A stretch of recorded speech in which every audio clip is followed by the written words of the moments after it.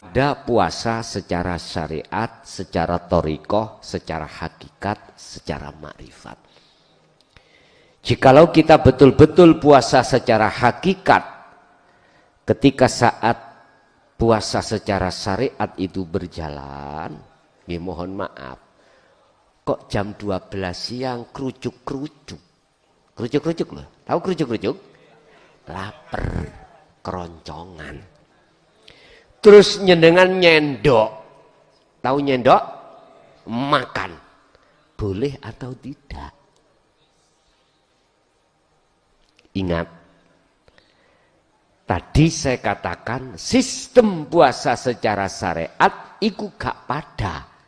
Gak sama dengan sistem thariqah. Apalagi hakikat. Masih ada? Monggo. Wih, PT Anyar.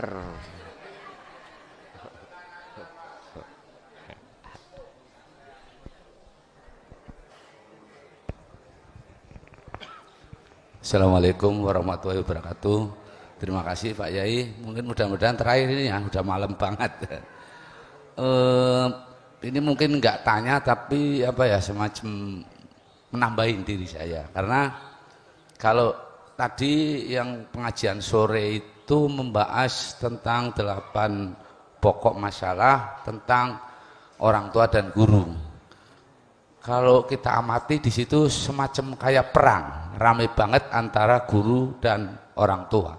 Saling tarik menarik tentang kebenaran. Orang tua disenangkan itu juga maaf kurang pas. Guru narik juga orang tua mungkin enggak ridho atau enggak ikhlas. Pertanyaan saya adalah mungkin pengajian yang malam ini bagaimana biar sinkron, karena kalau saya lihat itu kan kami pelaku melaksanakan, bahkan orang yang di sini, manusia-manusia yang ada di sini pun sama. Kaki betapa indahnya, yang kanan ke depan, yang kiri ada di belakang. Tangan begitu juga. Tapi tidak serta-merta antara mata, walaupun kerjasama dengan baik, atau telinga kerjasama dengan baik, mendengarkan dengan baik, tapi tidak akan pernah ketemu. Mohon penjelasannya Gus. Terima kasih. Assalamualaikum warahmatullahi wabarakatuh. Warahmatullahi wabarakatuh. Iklamu ngertiyo sira, walaupun perkara urusan akhirat penting, bukan berarti urusan dunia anugerah tinggalkan. Sekali lagi, walaupun urusan akhirat kekal itu amat penting, bukan berarti anugerah dunia tinggalkan. Surat apa itu?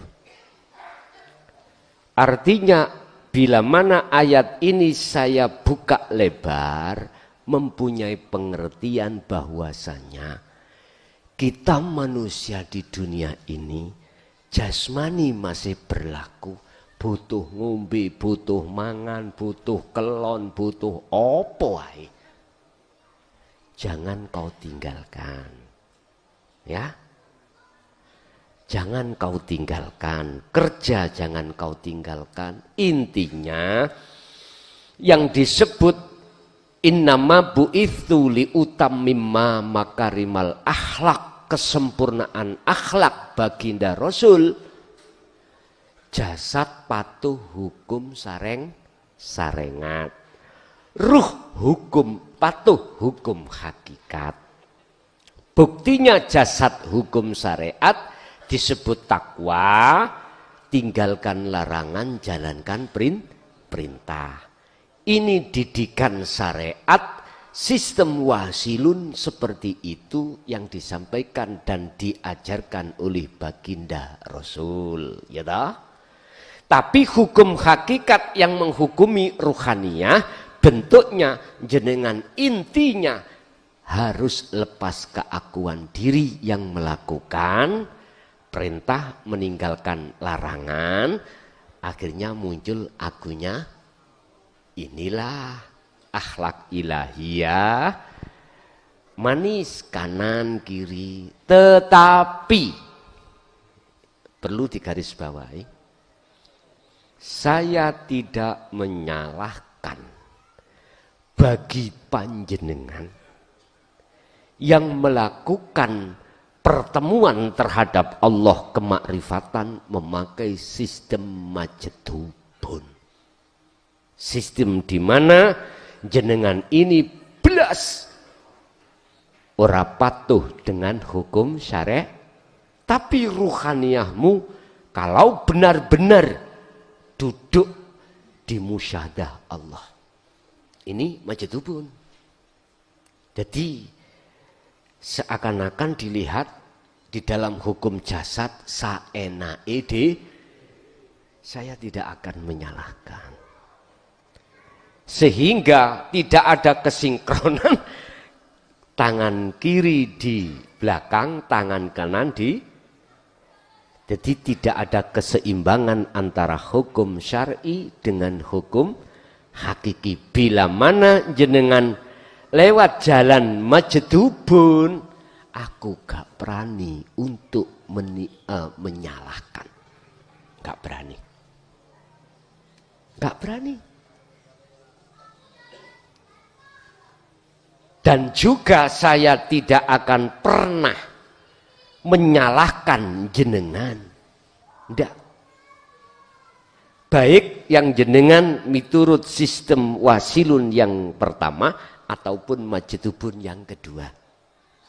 Walaupun saya mohon maaf mendidik jenengan ini di jalur wasilun. Terserah jenengan. Monggo.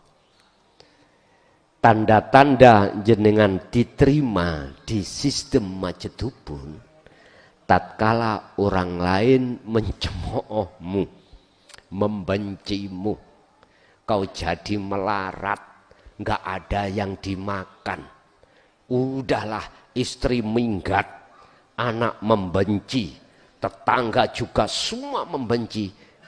Kalau hatimu tetap damai, berarti pantas kau di situ. Tapi kok masih merasa keluwen, akhirnya muncul tomak, jaluk-jaluk, engkau dhisik berarti gak cot. Kita tidak tahu kalau nafsu itu lebih halus. Nyun sewu lho. Kemarin sebelum Ramadan kami membahas masalah antara taat dan maksiat. Kadang-kadang ketaatan jasmaniyahmu lewat sistem wasilun menjadikan kau takabur. Bentuk takabur lebih baik daripada orang lain. Inilah menghalangi dirimu. Tapi bukan berarti orang yang melakukan maksiat terus di situ mudah dalam hatimu itu masuk di dalam sifat hakikatnya hamba, yaitu merasa asor. Anda merasa asor, takaburi hilang, bisa jadi futuh kebukai makrifat ya lewat itu. Daripada lewat taat jenengan takabur. Paham ya? Itu makalah Ibnu Athaillah di situ ada. Tapi bukan selamanya taat itu menjadi maksiat. Tapi bukan berarti maksiat selamanya menjadi taat. Wis tergantung jenengan. Saya nggak boleh memaksa Anda harus mengikuti sistem wasilun apa yang kusampaikan. Ndak, terserah jenengan. Ngoten Pak nggih. Walaupun jenengan gak sinkron kanan dan kiri, ya ora tak salahke. Ora. Karena dalam hati saya aku gak melihat jenengan. Ya sudah rapopo. Makanya tugas sebagai guru tadi di sore itu tetap harus sayang terhadap murid-murid kita, manakala di antara murid kita itu beda pengetahuan, beda jalan, yes nggak apa-apa. tetap kita sebagai orang tua harus sayang. Anak sing nakal ya kudu disayang, anak sing taat ya kudu disayang. Jadi ketika kita puasa itu taat. Lah ketaatan ini apakah di situ nanti membawa dampak takabur atau tidak? Akhirnya melihat orang yang tidak puasa itu di bawah kita. Ataukah malah sebaliknya?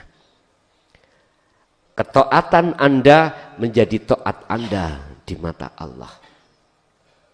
Tentang masalah puasa ini ada tahap-tahap, Pak. Kemarin sudah saya jelaskan, ada puasa secara syariat, secara thariqah, secara hakikat, secara makrifat.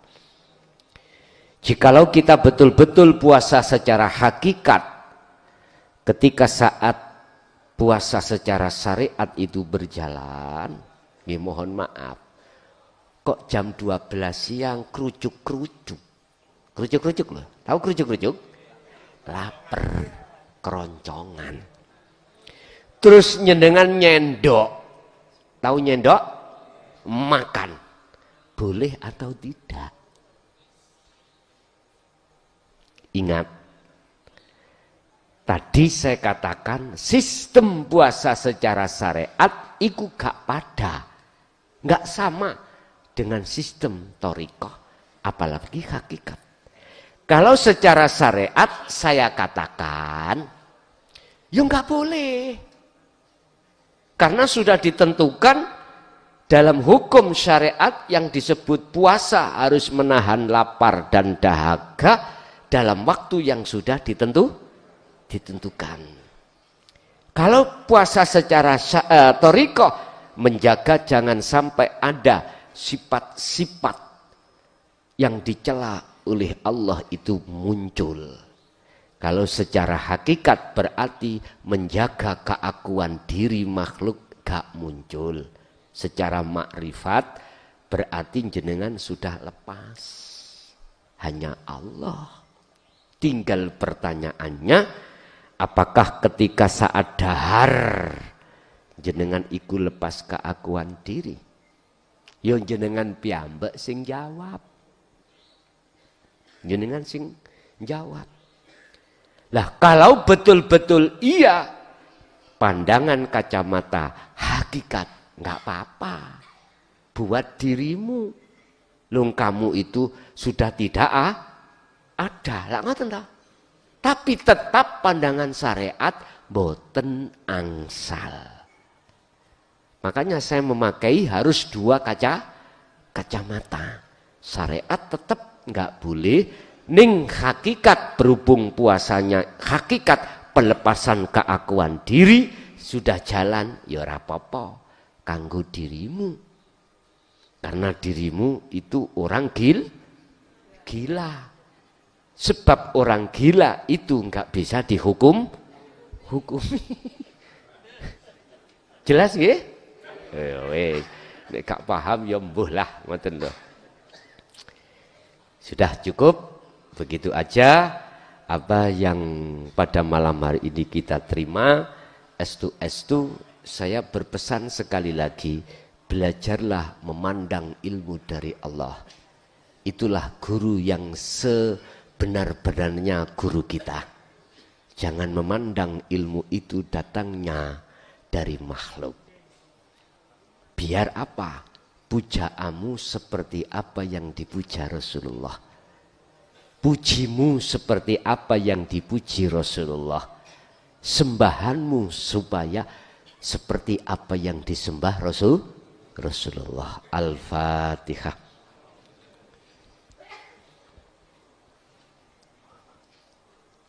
Akhirul kalam, assalamualaikum warahmatullahi wabarakatuh.